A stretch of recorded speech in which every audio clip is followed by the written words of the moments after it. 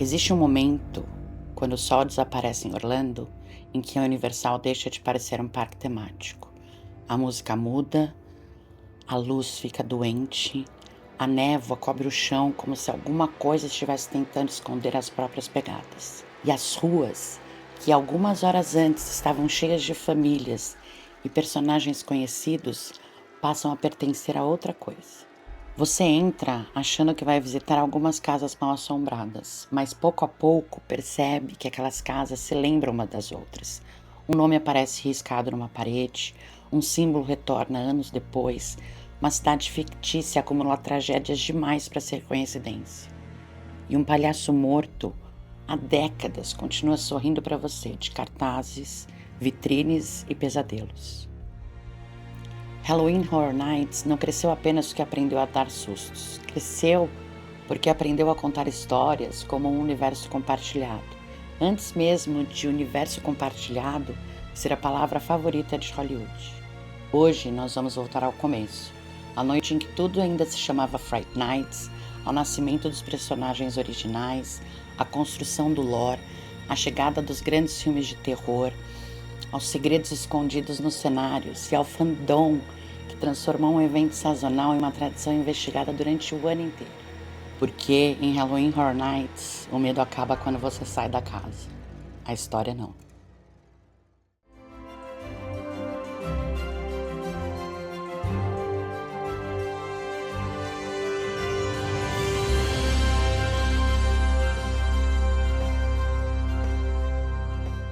Olá, nerds e não nerds, pessoas e seus pets. Eu sou a Nerd Lady e essa é a primeira parte da nossa viagem pela história do Halloween Horror Nights, um evento que começou pequeno, durando apenas 3 noites e se tornou uma das experiências de terror mais influentes dos parques temáticos.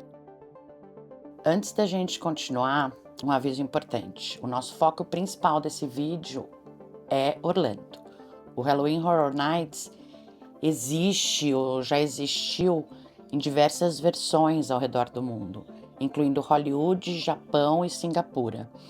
Cada um desses tem a sua própria história, mas Orlando é onde nasceu, em 1991, e a linhagem que criou o Jack, o caretaker, o director, a storyteller e grande parte da mitologia que os fãs simplesmente chamam de o lore de A.J. Jen. E quando eu digo lore, eu não estou falando de uma cronologia perfeita, escrita uma vez só e obedecida sem nenhuma contradição. O A.J. Jen é mais parecido com uma fogueira sendo alimentada por décadas. Cada equipe acrescenta uma história, recupera um nome antigo, muda um detalhe, cria uma nova conexão e deixa pistas para o público. Às vezes a mitologia é clara, às vezes ela é retroativa e muitas vezes a parte mais divertida está justamente no espaço entre o que a Universal confirmou e o que os fãs reconstruíram. Então, esse vídeo não é só sobre quantas casas existem em cada ano. É sobre como a Universal percebeu que podia fazer com o parque o que os grandes estúdios fizeram com o cinema. Criar monstros que o público reconhece, espera e quer reencontrar. Na parte 1, nós vamos entender a origem, os personagens, as propriedades intelectuais, os easter eggs e a comunidade. Na parte 2, a gente vai entrar na máquina. Como as casas são projetadas, como funcionam os sustos, a cenografia, os scare actors, os bastidores e o que faz uma experiência de poucos minutos ficar gravada na sua memória por anos. Já ativa as notificações, já dá aquele clique assustador no botão de inscrição para não perder nada dessa história. Agora, apague as luzes, coloque os fones e nunca presuma que aquela porta lateral faz parte do cenário. Senta, que lá vem o lore.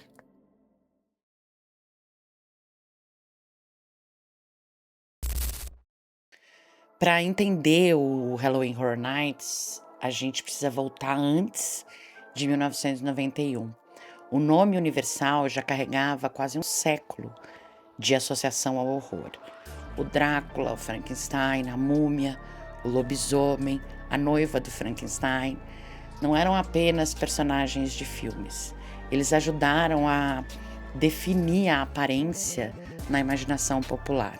A Universal não precisava convencer o público de que terror fazia parte da sua identidade. Essa herança já estava no DNA do estúdio. Quando Universal Studios Florida abriu em 1990, a proposta era permitir que os visitantes entrassem nos filmes. Um ano depois, essa ideia ganhou uma versão noturna e macabra. Em 25, 26 e 31 de outubro de 1991, o parque realizou um evento de 3 noites chamado Fright Nights. Havia uma única casa principal, que chamava The Dungeon of Terror, além de shows e entretenimento espalhados ali no parque. 3 noites e uma casa.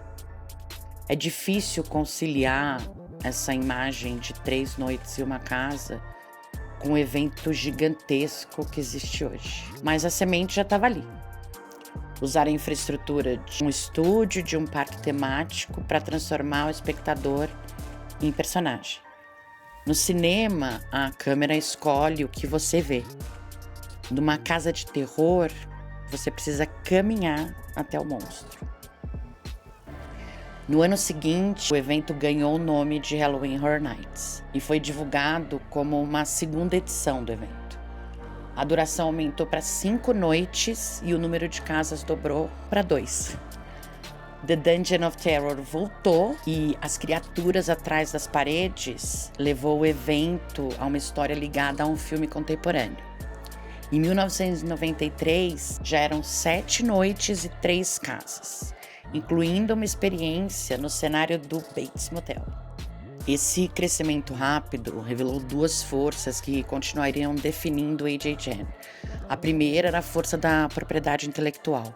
O público reconhecia imediatamente Psicose, o Norman Bates e aquela silhueta daquela casa na colina. A segunda era a liberdade das histórias originais. Sem precisar reproduzir um filme específico, os criadores podiam inventar ambientes, criaturas e regras próprias para o susto. Durante os anos de 1990, o evento foi testando a sua linguagem. Vieram mais casas, mais scare zones, shows, desfiles, personagens de rua e experiências em estúdios de som. O parque inteiro começou a funcionar como um palco. Em vez de uma atração isolada, a noite ganhava ritmo. Tinha expectativa na fila, o alívio na saída daquela casa, a vulnerabilidade nas ruas, a música, a fumaça, a comida, o encontro com os personagens, então, a outra casa. A geografia também virou ferramenta narrativa. Um estúdio de som permitia controlar a luz, o clima e a escala com precisão cinematográfica. Os corredores técnicos viravam passagens. As fachadas podiam esconder algo muito maior do que realmente parecia. As áreas familiares do parque eram redesenhadas pela iluminação e pelo efeito de fumaça. O visitante conhecia um lugar durante o dia e justamente por isso ele estranhava tanto essa transformação durante a noite. No começo, cada edição podia ser lembrada pelas casas ou por sua identidade visual, mas ainda faltava uma figura capaz de personificar o evento, um anfitrião, um vilão, um rosto que pudesse aparecer nas campanhas e provocar o público a voltar no ano seguinte. O Halloween Horror Nights tinha encontrado a sua linguagem, agora faltava encontrar a sua estrela.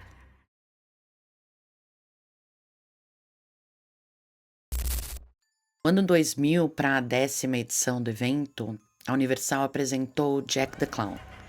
E essa decisão mudou o significado de tema anual. Jack não era apenas um mascote colocado no pôster.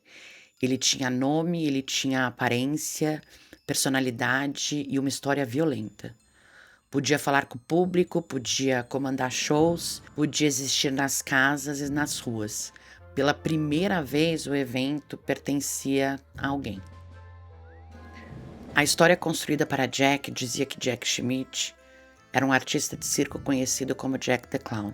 Depois que crianças desapareceram em diferentes cidades visitadas pela trupe, a polícia encontrou os corpos escondidos em um trailer. O proprietário do circo, Dr. Oddfellow, teria mandado assassinar Jack e ocultado seu corpo dentro de uma caixa de adereços. Décadas depois, essa caixa chegou à Universal e quando foi aberta, Jack voltou. É uma origem construída com ingredientes clássicos: circo decadente, serial killer, objeto amaldiçoado, o retorno sobrenatural. Mas o que torna Jack especial é a performance. Ele não é silencioso, ele olha para a câmera, ele faz piada, ele exagera, ele convida você a participar. O resultado é uma mistura de horror e entretenimento que combina perfeitamente com um parque temático. Ele pode ameaçar uma multidão e, segundos depois, conduzir um espetáculo. O conceito ícone nasceu dessa função. Um ícone concentra a identidade de uma edição. Ele pode ser o anfitrião, o antagonista ou até a personificação do tema. Nem todo ano possui um ícone oficial e nem toda figura importante se encaixa da mesma maneira. Mas, na chamada Era dos Ícones, esses personagens deram unidade a campanhas, websites, shows, comerciais, as casas e as scare zones. Isso também mudou a relação com o visitante. Uma casa baseada em um filme oferece reconhecimento. Você quer atravessar aquela cena que você já conhece. Um ícone original oferece descoberta. Você precisa entender quem ele é. E quando a história se espalha por diferentes mídias, o fã mais atento recebe uma recompensa. Ele não está apenas comprando um ingresso, ele está decifrando uma narrativa. Jack abriu a porta. Depois dele, A.J. Jane criaria um agente funerário obcecado pela morte, um cineasta sádico, uma contadora de histórias assassina, um lanterninha que pune quem desrespeita o cinema, e entidades capazes de reorganizar retroativamente toda a mitologia. O evento já não era apenas uma coleção de pesadelos, era o Olimpo.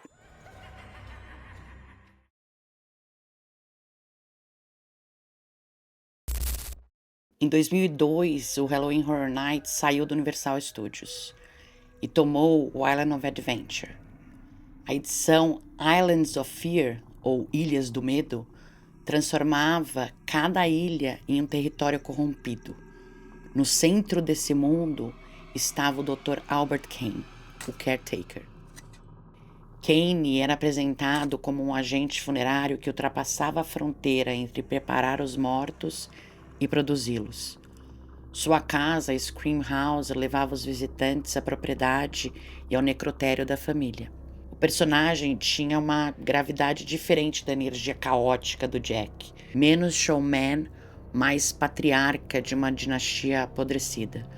Em torno dele surgiram nomes e espaços que continuariam retornando, incluindo a sua filha adotiva Cindy e a cidade fictícia de Cary, Ohio. Existe ainda uma camada de bastidor importante. O conceito inicial daquele ano teria a Cindy como figura central. Mudanças durante o desenvolvimento colocaram o caretaker no posto de ícone. Isso ajuda a explicar por que a mitologia de A.J. Jane parece viva. Ideias abandonadas não necessariamente morrem. Elas podem voltar, serem reescritas ou encontrar outro lugar na história. Em 2003, a câmera assumiu o controle. Paulo Bravinsky, o director, era um cineasta para quem o sofrimento real era matéria-prima. Em vez de fingir violência diante da lente, ele queria capturá-la. Sua edição explorava a linguagem do cinema, sets, gêneros, enquadramento e a obsessão do autor pela tomada perfeita. O Director é um personagem especialmente adequado ao Universal, porque transforma a promessa do parque em ameaça. Você queria entrar no filme? Ótimo! Só não foi informado de que seria a vítima. A casa All Night Dive-In e a identidade daquela edição brincavam com esse cruzamento entre sala de cinema, estúdio e cena do crime. Com ele, J.J. deixou claro que seus ícones poderiam representar não apenas monstros, mas formas de contar o horror. Jack era o espetáculo, Kane era a morte, Ravinsky o cinema. Cada um convertia um aspecto do evento em personagem. Em 2005, Tales of Terror levou o evento novamente ao Islands of Adventure e criou uma mitologia mais próxima de uma fantasia sombria. A storyteller Elsa Strict aparecia como uma contadora de histórias cujos contos não foram feitos para colocar crianças para dormir. Foram feitos para condenar quem escuta. Mas a edição também tinha outra força, a Terra Queen, soberana da Terra Coentros. A narrativa apresentava um mundo alimentado por sacrifício, culminando em um ritual do Terra Throne. Dependendo da forma de como os fãs organizassem a lista, a storyteller era considerada o rosto promocional, enquanto a Terra Queen governava o lore interno daquela edição. Essa ambiguidade é reveladora, e J.J. pode ter um rosto, um vilão e uma entidade central, sem que todos tenham exatamente a mesma função. No ano seguinte, Sweet Sixteen reuniu Jack, Caretaker, Director e Storyteller. Era uma celebração, mas também era uma confirmação. Aquelas criações já tinham histórias suficientes para formar uma galeria reconhecível. A Universal havia criado seus próprios monstros recorrentes. Em 2009, Ripped from the Silver Screen colocou filmes e monstros no centro, mas entregou a função de anfitrião a uma criação original, Julian Browning, o Usher. Segundo sua história, ele trabalhava em um cinema e morreu durante uma exibição. Depois voltou como uma presença que pune espectadores que quebram as regras. O Usher funciona porque qualquer pessoa que ama cinema reconhece o ritual. Apagar as luzes, respeitar o silêncio, olhar para a tela. Ele transforma pequenas transgressões, conversar, interromper, desrespeitar a sessão, em pecados dignos de sentença sobrenatural. E Silver Screams, a casa associada a ele, permitia atravessar uma coleção de horrores cinematográficos guiadas por esse guardião ressentido. Em 2010, na 20ª edição, a Universal reuniu figuras anteriores e revelou Fear, a Daru, como uma entidade por trás do medo acumulado ao longo dos anos. É o tipo de ideia que reorganiza o passado. Os ícones poderiam ser vistos como agentes, manifestações ou peças de um plano maior.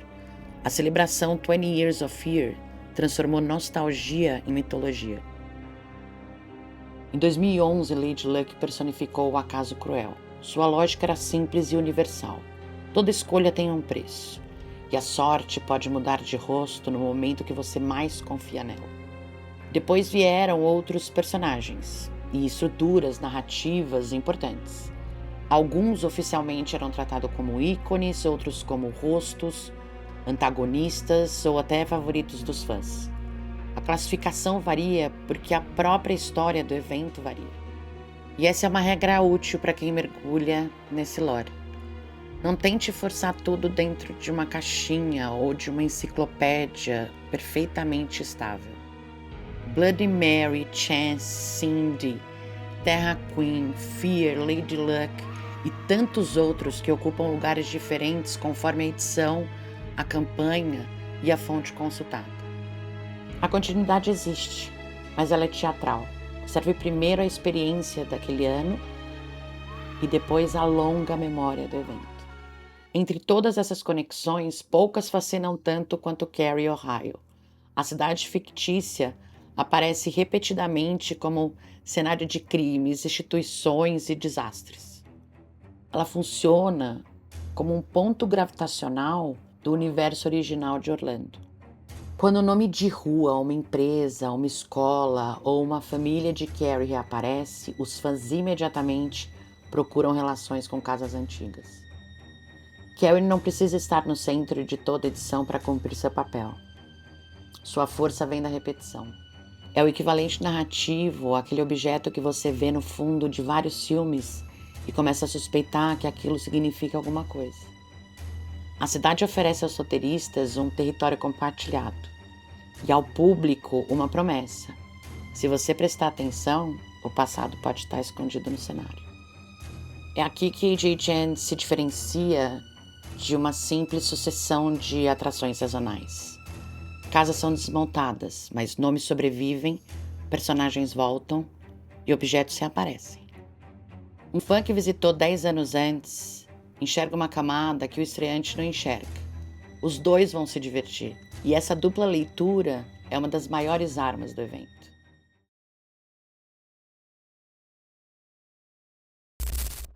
Seria fácil contar a história de J.J. Chen como uma disputa entre casas originais e casas licenciadas, mas a verdade é mais interessante. As duas linguagens cresceram juntas. Já nos primeiros anos, as criaturas atrás das paredes e o Bates Motel mostravam o poder de uma imagem reconhecível. Ao mesmo tempo, experiências como Dungeon of Terror provavam que o evento podia assustar sem depender de um título famoso. Uma casa de propriedade intelectual, ou IP, faz uma promessa bem específica: permitir que você atravesse um mundo que só existia na tela. O desafio não é apenas reproduzir o cenário, é comprimir uma narrativa de horas em poucos minutos, selecionar imagens essenciais e reorganizá-las para um fluxo de uma fila em movimento. Pensa em Psicose. A Casa na Colina e o Bates Motel já contam uma história mesmo antes do Norman Bates aparecer. Pensa em Freddy Krueger. Luva, chapéu, listras e a lógica dos sonhos que permitem criar transições impossíveis. Jason traz o acampamento e a perseguição. Leatherface traz textura, ruído e brutalidade. Jogos Mortais transforma espaços em armadilhas. The Walking Dead oferece hordas de zumbis e cenários, paisagens pós-apocalípticas. Stranger Things combina nostalgia, criaturas e cenários imediatamente reconhecíveis. Quando AJ-17 apresentou o Carnival of Carnage em 2007, o Jack dividiu o palco com o Freddy, o Jason e o Leatherface. O encontro sintetizava a fórmula. Um ícone original de Orlando recebendo as lendas do terror. Ao invés de diminuir o Jack, isso só legitimou ele mais ainda. Ele parecia pertencer àquela mesma conversa cultural. As IPs também alteraram a escala do fandom. Pessoas que nunca pesquisariam um evento dentro de um parque podiam agora viajar para encontrar uma série, um filme, um músico ou mais para frente até um videogame. Em 2012, The Walking Dead inaugurou uma relação tão forte que a franquia continuou ocupando espaços nas edições seguintes. Em 2023, The Last of Us marcou um passo importante ao adaptar integralmente um videogame para uma casa em Orlando. Mas fidelidade em E.J. Jen não significa copiar cada cena. Significa encontrar a gramática sensorial da obra. Que som faz o público reconhecer aquele mundo antes de vê-lo? Qual corredor produz vulnerabilidade? Qual criatura precisa aparecer em tamanho real? Qual momento merece um animatronic, uma marionete, uma maquiagem ou um efeito de luz? E onde o visitante deve ocupar o lugar de vítima? As melhores casas licenciadas fazem algo curioso. Elas entregam a lembrança que você foi buscar e, ao mesmo tempo, elas mudam essa lembrança. Depois de atravessar o cenário fisicamente, a cena do filme ganha temperatura, cheiro, distância e volume. Você deixa de lembrar apenas da imagem e começa a lembrar de quando aquela imagem avançou na sua direção. As casas originais, por outro lado, não precisam pagar a dívida do reconhecimento.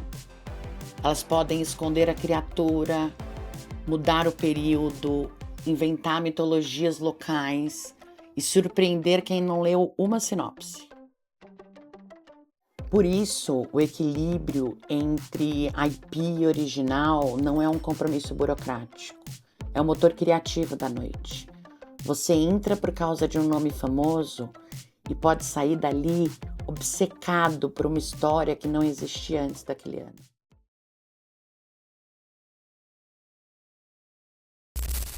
Se o visitante comum atravessa uma casa tentando sobreviver ao próximo susto, o fã veterano atravessa fazendo duas coisas ao mesmo tempo, tentando sobreviver e procurando evidências. Os cenários de AJ são cheios de informação. Cortes de jornais, placas, fotografias, números, produtos fictícios, nomes de empresas e objetos que são colocados em prateleiras que podem funcionar como uma textura, mas também como conexão. Uma referência a Cary, Ohio, pode localizar uma história. Um nome familiar pode ligar personagens. Um adereço de uma casa antiga pode transformar nostalgia em pista. Existe uma razão prática para isso. Uma casa precisa parecer vivida. Um escritório sem papéis é um set. Um escritório com contas, fotos e avisos parece pertencer a alguém. Quando a equipe da Universal preenche esses espaços com todas essas referências, ela resolve duas necessidades de uma vez. Ela constrói uma realidade para todo mundo e oferece uma recompensa para quem conhece a história.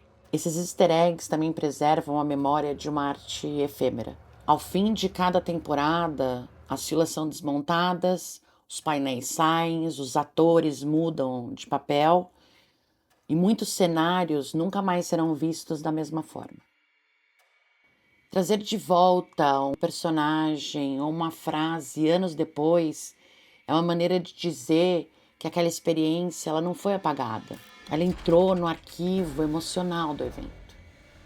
Algumas pistas são realmente confirmadas pelos criadores do evento. Outras são apenas coincidências ou reaproveitamento de acervo ou até uma leitura coletiva do fandom. E aqui mora um risco delicioso. Quando tudo pode ser pista, qualquer detalhe parece suspeito.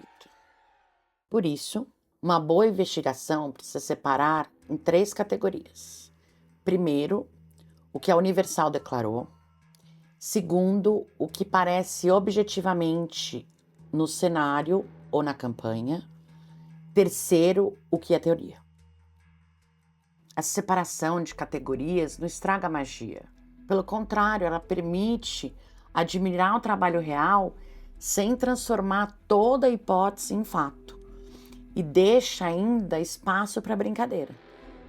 O lore do AJ vive tanto nas confirmações quanto nas conversas que surgem porque alguém tirou uma foto de uma placa por 2 segundos antes de um character atacar.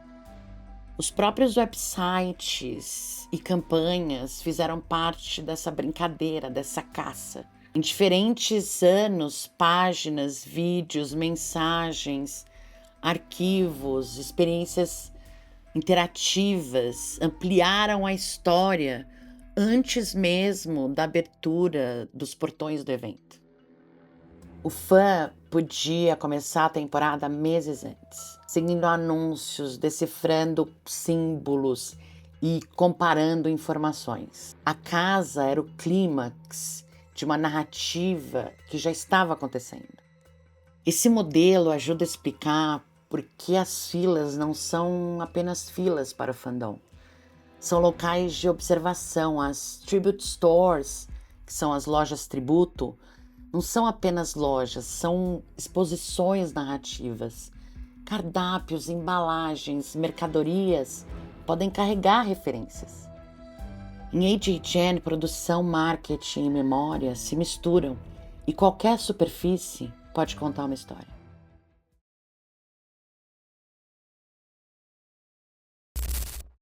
Nenhuma mitologia sazonal sobrevive por décadas apenas porque uma empresa guarda arquivos. Ela sobrevive porque alguém se importa o suficiente para lembrar. Ao longo dos anos, fãs criaram fóruns, bancos de imagem, linhas do tempo, wikis, podcast, canais, mapas especulativos e arquivos de campanhas antigas. Sites como Horror Night Nightmares, AJGen Legacy, AJGen Crypt e comunidades em fóruns e redes sociais ajudaram a manter acessível o que de outra forma existiria apenas na memória de quem estava lá. Essa comunidade, esse fandom, desenvolveu seu próprio calendário. Existe a temporada oficial, quando o evento acontece e as noites acontecem.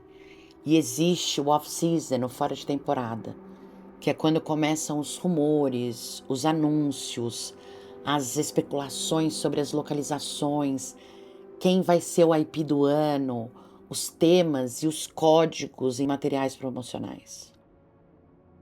Para quem participa dessas especulações, decifrar todas essas pistas, o AJGen não dura apenas algumas semanas. Dura o ano inteiro e apenas muda de fase. Também surgiu toda uma linguagem compartilhada nesse fandom. Os fãs discutem icons, originals, IPs, scare zones, soundstage, facades, scare actors, house counts e spec maps. Eles também comparam percursos, equipes, a intensidade da casa.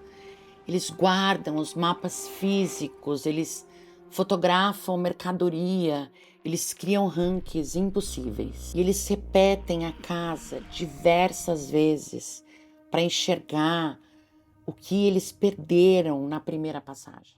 Essa repetição é importante porque uma casa nunca é exatamente igual.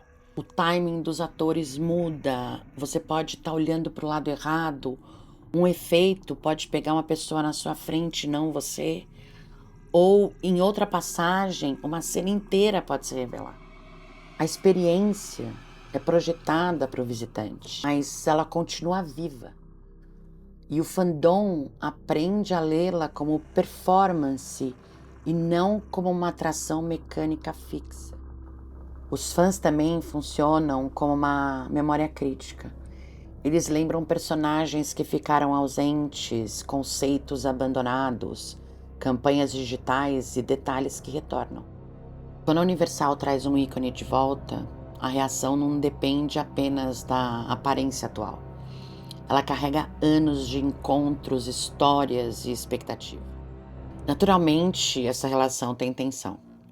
Uma comunidade apaixonada desenvolve preferências fortes. Alguns defendem as casas originais, outros viajam por IPs específicas. Há debates sobre a intensidade das casas, o preço do evento, a lotação, a operação, nostalgia e até a mudança de direção criativa. Mas até a discordância revela o vínculo. As pessoas discutem porque elas sentem que aquele evento também faz parte de suas próprias histórias. Em 2020, quando a edição completa foi cancelada por conta da pandemia, essa ausência deixou essa admiração ainda muito mais clara. O retorno do AJGen 30 em 2021 foi tratado tanto pelos criadores, tanto pelos fãs, como um reencontro. Não era apenas a reabertura de um produto anual, era a recuperação de um ritual. E talvez seja esse o segredo final de Halloween Horror Nights. O parque oferece o cenário, os personagens e os sustos, mas é o público que conecta os anos. Cada fotografia, relato, teoria, lembrança impede que uma casa desapareça completamente quando as luzes se apagam.